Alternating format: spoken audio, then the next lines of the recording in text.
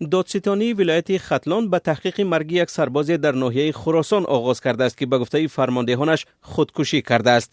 ادعایی که مادر طاهر مومنوف سربازی بریگاد هوابرد و ضربه‌زن باور ندارد و برای همین از دادستانی خواسته است که مرگ پسرش را تحقیق کند و اگر کسی گناهکار باشد به جوابگری کشد. شادیگل مومنова ساکن دهه قلعه‌آباد ناحیه خراسان روز 8 اکتبر به رادیو آزادی گفت ادعای فرماندهان قسم نظامی را درباره مرگ جگربند 22 سالش قبول ندارد و می‌خواهد بداند که پسرش را کی کشت و اگر خودکشی کرده باشد که او را به این حال آورد. افسران قسم نظامی هنگام شرکت در دفن سرباز در زادگاهش به مادر و دیگر نزدیکان او گفتند که گویا پسری آنها خود را در داخل چرخبال نظامی با تسمه آویخته است.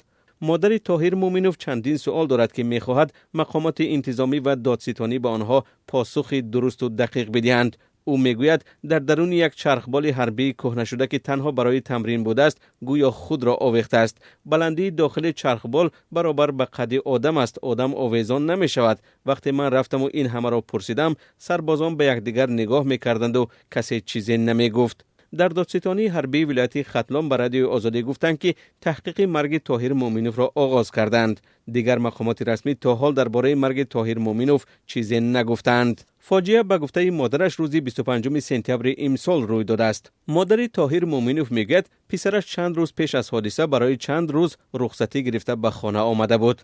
والدانش میگویند طاهر در دانشگاه اگراری تاجیکستان در سال 4 میخواند و از سبب کج بودن پایهایش به شعبه فاصلوی گذشت. شادیگل مومنова میگوید که با وجود بیماری پسرش را به خدمت نظامی برده بودند.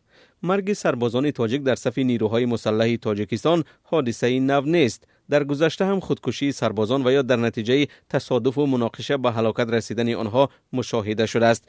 بدرفتاری با سربازان را یکی از سبب‌های اصلی رخ دادن چنین فاجعه ها در ارتش مینامند.